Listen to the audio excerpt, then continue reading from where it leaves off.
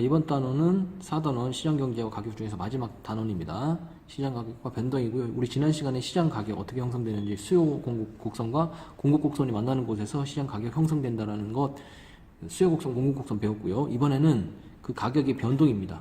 그래서 수요 곡선과 공급 곡선이 변화를 하게 되고 그 원인은 무엇이고 그 변화로 인해서 어떻게 가격이 변동이 되는지 배우도록 하겠습니다. 이번 단원 지금 3, 4단원 경제단원인데 경제단원 중에서 제일 어려운 부분입니다. 이 경제 과목이 이 일반적인 사회 과목 중에서 고등학생들도 사탐 과목이라고 하는데 제일 어려워하는 과목 중에 하나가 바로 경제 과목입니다. 이유가 뭐냐? 나머지 내용은 그게 상관이 없는데 우리가 지금 배우고 있는 요 미시경제학 부분, 요 그래프 같은 거, 그 다음에 또 다음 단 되면 또 계산하는 게 좀 나옵니다. 일반적으로 사회는 그냥 듣고 이해하고 뭐 어려우면 외우면 그냥 된다고 생각을 하는데 이 경제 과목은 조금 더 이해를 해야 됩니다. 그래서 이렇게 생각하시면 됩니다. 이거를 사회 과목이라고 생각하지 말고 수학이라고 생각하시면, 수학이라고 생각하면은 어느 정도냐, 그냥 초등학생 정도의, 초등학교 한 5, 6학년 정도의 산수 정도라고 보시면 되겠습니다. 그 정도의 계산 능력만 있으면 충분히 이해할 수 있는데 이걸 사회라고 생각하면은 좀 어렵게 좀 생각이 드는 거죠. 수학이라고 생각하면 굉장히 쉬운 수학 개념이라고 보시면 되겠습니다. 그래서 그냥 듣고 흘리는 게 아니라, 그냥 듣고 듣는 게 아니라 직접 계산해 봐야 됩니다. 우리 수학 문제 풀 때처럼 하나하나씩 계산해 보고 꼼꼼하게 숫자 하나 틀리면 안 되니까 공식과 숫자 하나 계산하면서 확인하는 것처럼 이 단어는 좀 그렇게 공부를 하면은 오히려 뭐 수학같이 어렵지도 않습니다. 쉽게 이해하고 넘어갈 수 있다는 거. 내용이 좀 많습니다. 그래서 지금부터 내용 설명할 텐데 선생님 조금 빨리 설명하도록 하겠습니다. 그래서 너무 빨라서 이해가 잘 안 되는 학생은 동영상이니까 잠깐 멈추고 확인하든지 다시 반복해서 수업을 할 수 있도록 합시다. 자, 오늘 배울 내용은 아까 얘기했듯이 시장 가격의 변화입니다. 가격의 변화는, 가격은 수요와 공급이 만나서 이루어지는 거죠. 즉 수요의 변화와 공급의 변화, 두 가지 요인에 의해서 발생을 하게 됩니다. 근데 여기서 한 가지 확인할 게 있습니다. 우리 지난 시간에 선생님이 수요량의 변화 얘기했었죠. 그렇죠? 수요량의 변화가 나타나게 됩니다. 이 수요량의 변화에 영향을 주는 것은 뭐 때문이야? 가격 때문에, 가격의 변동 때문에 나타납니다. 가격 변동. 쉽게 얘기하면은 지난 시간에 배웠던 건데 수요 곡선 이렇게 돼 있죠. 가격은 Y축, 수량은 X축이 되겠죠. 자, 여기서 이 지점으로 변했다고 쳐봅시다. 수요 변했어. 어떻게 변했어? 이만큼의 수요량이 증가를 했죠. 수요량이 변하지, 여기서 여기로 갔더니 수요량이 증가했으니까. 왜 증가했어? 가격이 여기서 이만큼 내렸으니까. 그렇죠? 이만큼 수요량이 변한 원인은 가격의 요인 때문입니다. 그러나 이 수요량이 변한 게 아니라 이번에는 수요의 변화야. 수요의 변화는 가격 때문이 아니라 다른 요인에 의해서 변화가 나타납니다.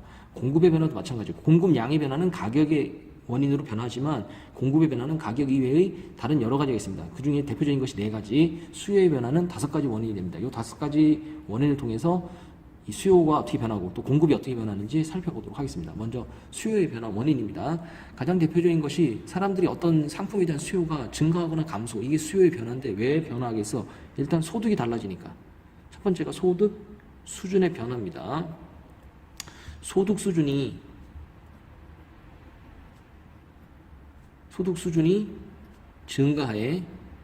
증가하면 여러분 용돈이 많아지거나 월급이 많아져. 그럼 더 사겠어? 덜 사겠어? 더 사게 되는 거죠. 뭐 여러분 좋아하는 아이스크림이나 햄버거 더 사 먹게 되지. 수요는 증가합니다. 이틀에 한 번 사 먹을 거 하루에 한 번 사 먹게 되고, 하루에 1개 사 먹을 거 하루에 2개 사 먹게 되고, 수요 증가하게 되죠. 자, 소득이 감소를 해. 그러면 월급이 뭐 실직자가 돼가지고 월급을 못 받게 된다거나 여러분들 용돈을 부모님이 줄이셨다거나 하게 되면은 당연히 덜 사먹겠죠. 수요 감소. 가고 싶은 PC방도 못 가게 되고, PC방 가더라도 2시간 할 거 1시간만 하겠죠. 소득 수준에 따라서. 이건 너무 뭐 간단한 내용이죠. 자, 이거 이외에도 4가지가 더 있습니다. 자, 두 번째는 기후입니다. 기호의 변화입니다. 우리 호불호라고 하죠. 호불호. 좋고 싫고. 사람들이 호불호 할 때 좋을 호자, 좋은 마음이 늘어나. 즉 소비자 기호가 좋은 마음 증가를 해. 좋아하는 마음이 증가를 해. 그러면 당연히 수요가 어떻게 되겠어? 수요가 증가합니다. 선생님이 어릴 때는 짜장면을 좋아했는데 커니까 햄버거가 더 맛있어져. 햄버거 맛있죠. 그래서 햄버거를 하루에 하나씩 먹어. 그러면 햄버거에 대한 마음이 변했으므로 수요가 증가하겠죠.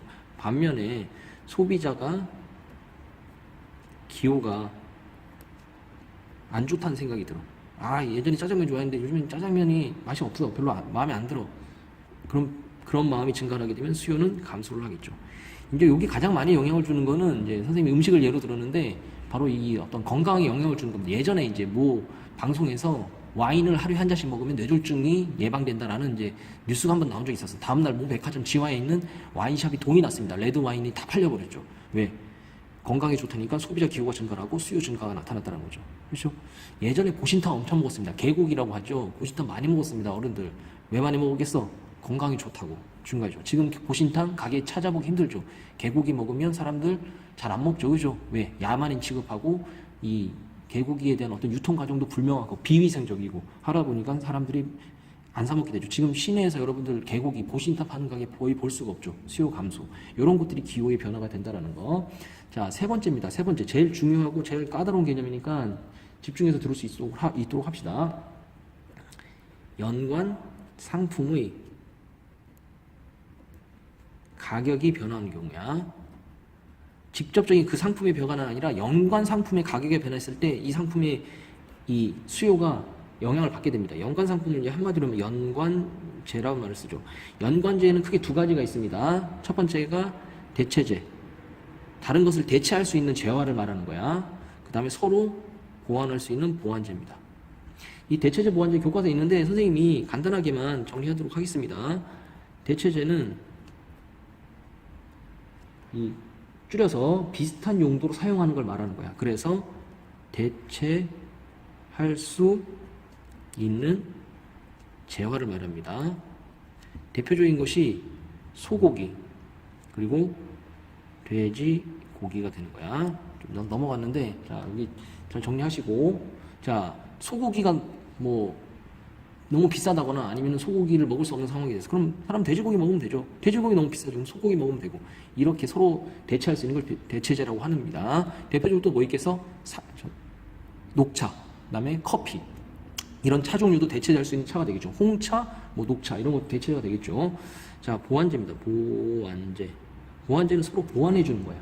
그래서 같이 소비가 되는 겁니다.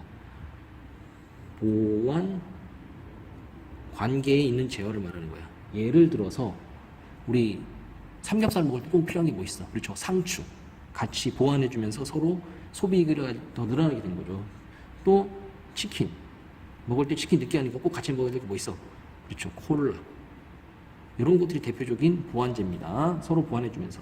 자, 이런 대체제와 보완제가 가격이 변함에 따라서 그 재화의 수요가 변화를 하게 됩니다. 어떻게 변하느냐? 먼저 대체제입니다. 대체제의 가격이 상승을 했다고 쳐보자. 자, 소고기 가격, 대체제 소고기 가격이 올랐어. 그러면 돼지고기 수요는 어떻게 되겠어? 수요는 그렇죠. 증가를 하겠죠. 우리 여러분 삼겹살 왜 많이 먹어? 소고기가 비싸니까. 우리나라는 기본적으로 소고기 값이 많이 비싸죠. 그러니까 소고기가 비싸니까 그 대체제로 돼지고기를 많이 먹는 그런 모습이 나온다는 거죠. 반면에 돼지고기가 가끔씩 폭등할 때가 있습니다. 뭐 돼지 뭐 콜레라든지 그럼 돼지고기가 폭등을 하게 되면은 상대적으로 소고기의 수요는 또 늘어나는 그런 모습을 보이죠. 왜? 두 개는 대체제 관계에 있으니까. 됐죠? 자, 대체제의 가격이 하락을 해. 소고기 가격이 하락하면 사람들 소고기 많이 먹겠죠. 그러면 돼지고기의 수요는 어떻게 되겠어? 감소를 한다는 거. 됐죠? 자, 보완제입니다. 이번엔 보완제. 자, 치킨 가격이 많이 올랐다고 쳐보자. 자, 보완제, 치킨 가격이 많이 올랐어. 보완제 가격이 많이 올랐습니다. 그러면 치킨 가격을 사람들이 덜 사 먹겠죠. 하루에 한 마리 먹을 것 이틀에 한 마리, 하루에 3일에 한 마리 먹겠죠. 그죠? 치킨의 가격이 상승을 했어. 그러면 같이 먹던 콜라의 수요는 어떻게 되겠어? 수요는 그렇죠. 감소를 하겠죠. 그렇죠? 치킨을 덜 사 먹으니까 콜라도 덜 사 먹게 되는 거야. 자, 보완제 가격이 하락을 했습니다. 치킨 가격이 하락을 했어. 그러면 사람들 치킨 더 많이 사 먹겠죠. 그럼 치킨 사 먹을 때 꼭 뭐 사 먹어야 돼? 콜라 사 먹어야 되지. 콜라의 수요는 증가를 하겠죠. 자, 그래서 결론적으로 보시면 이 대체제에서는 대체제 가격에 있는 것은 대체제 가격에 따라서 그 대체제의 수요는 반대로 같이 움직입니다. 대체제 가격이 올라가면 수요는 올라가고, 가격 내려가면 수요는 내려가고, 반면에 보완제는 가격이 올라감에 따라서 수요는 감소, 보완제 가격이 내려가면 수요는 증가. 이렇게 움직이는 모습을 보이죠. 외울 필요는 없습니다. 이해를 하면 돼. 자, 돼지고기 가격이 올라가면 소고기 수요는 어떻게 될까? 소고기의 가격이 하락하면 돼지고기 수요는 어떻게 될까? 이렇게 대체재와 보완재의 관계, 그 다음에 그 관계에 따라서 수요와 공급이 어떻게 변하는지를 보면 이 내용도 어렵지 않게 이해를 할 수가 있습니다. 자, 네 번째입니다. 미래에 대한 기대입니다. 미래에 대한 기대. 무슨 소리냐? 돼지고기가 앞으로 이제 돼지고기가 가격이 상승이 예상이 돼. 우리나라에 돼지 농가가 어려움에 처했는데 돼지고기의 어떤 돼지고기 출산율이냐고는 좀 웃기지만 어쨌든 돼지고기 생산량이 줄어들 거라고 예상이 됩니다. 그럼 가격이 상승이 되겠죠. 그러면 어떻게 되겠어? 수요는 증가를 합니다. 왜? 미리 사놓는 게 나으니까. 그렇죠?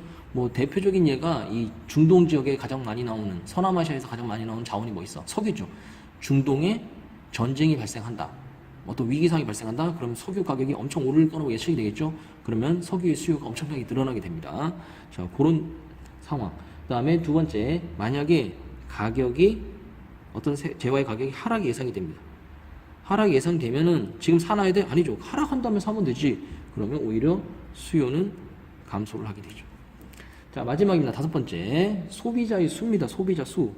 소비자의 수입니다.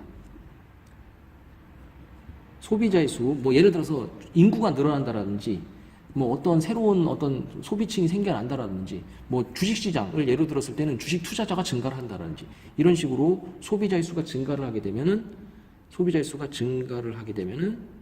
당연히 어떻게 되겠어? 수요는 당연히 증가를 하겠죠. 그렇죠? 반면에 소비자 수요가 감소를 해. 인구가 감소를 한다든지, 어떤 재화에 대한 사용자 수가 감소를 해. 그러면, 감사가 아니라 감소가 되겠죠. 감소를 하게 되면은 수요는 어떻게 되겠어? 수요 또한 감소가 되겠죠. 그렇죠? 그래서 인구가 늘어나면 자연스럽게 좀 수요는 증가하고 물건 생산량이 늘어나고 자연스럽게 또 가격도 오르는 그런 모습이 나타나는 것이 일반적인 경기 상황이죠. 반면에 인구수가 줄어들게 되면은 생산량이 줄어드는 그런 모습을 나타낸다는 거. 이 다섯 개가 바로 수요 변화의 원인이 됩니다. 자, 오른쪽으로 넘어가서 공급 변화의 원인 보도록 합시다. 공급 변화의 원인, 소득 수준, 돈에 영향 받는 것처럼 마찬가지로 공급도 돈에 영향 받습니다. 일단 생산 비용입니다. 생산 비용. 생산하는데 돈이 많이 들어. 그러면 생산량을 줄일 수밖에 없겠죠. 그렇죠? 그래서 생산 요소의 가격이, 생산 비용이 많이 든다는 얘기는 생산 요소가 비싸졌다는 얘기죠. 그죠? 가격이 내렸다가 먼저 살펴봅시다. 생산 요소라면 뭐 있겠어? 생산하는데 생산 요소는 임금, 토지 노동 자본이라고 그랬죠. 그렇죠? 임금. 임금이 어떻게 변했냐? 또는 원자재 가격. 석유라든지 철광석 이런 생산 요소의 가격이 임금이 내려갔어. 또는 생산 요소의 가격이 내려갔어. 예를 들어 외국인 노동자들이 우리나라에 많이 진출하게 되면서 임금이 내려간다는 이럴 수 있겠죠. 자, 가격이 싸지게 되면은 공급량 어떻게 할 수 있어? 더 늘릴 수 있겠죠. 같은 돈을 더 많이 생산할 수 있게 되니까. 그렇죠? 반면에 생산 요소의 가격이 증가를 해. 임금이 올라간지. 요즘에 이제 한참 논란이 많은 게 최저임금이죠. 최저임금 올리게 되면은 여러 가지 안 좋은 점이 나타날 수 있다. 중에 하나가 바로 이거죠. 임금이 올라가게 되면은 생산 비용이 증가를 하게 되죠. 그죠? 생산 비용이 증가를 하게 되면 상대적으로 똑같은 돈으로 공급할 수 있는 양이 줄어들 수밖에 없다라는 거. 됐죠? 자, 생산 비용에 따라서 공급의 변화 나타나게 됩니다. 두 번째, 생산 기술입니다. 생산 기술이 어떻게 되느냐? 발달을 해. 생산 기술이 발달을 하게 된다는 얘기는 똑같은 이 생산 요소를 투입했을 때 훨씬 더 효율적으로 생산이 가능하겠죠. 그래서 결국에는 생산 기술이 발전했다는 얘기는 생산 비용의 절약을 가져오는 거야. 같은 개념입니다. 자, 생산 비용이 절약이 되면은 생산 요소 가격이 하락한다는 얘기 똑같겠죠. 공급이 늘어날 수 있다라는 거. 자, 생산 기술이 뒤처질 리는 없겠지. 발전 그럴 가능이 아예 불가능한 건 아니지만 일반적인 상황에서 생산 기술이 뒤처지는 경우는 없을 테니까 이거는 생략하도록 하겠습니다. 발달의 반대는 생략하도록 하겠습니다. 자, 세 번째입니다. 세 번째 여기다 쓰겠습니다. 이거 좀 칸이 넘어가지고 미래에 대한 기대입니다. 요거는 요 네 번째랑 똑같아. 수요의 변화에 대한 네 번째 이유가 똑같습니다. 미래에 가격 하락이 예상이 됩니다. 가격 하락 예상이 돼. 자, 가격 하락 예상되면 수요는 감소한다 그랬죠. 그러나 공급은 반대로 움직이지. 왜?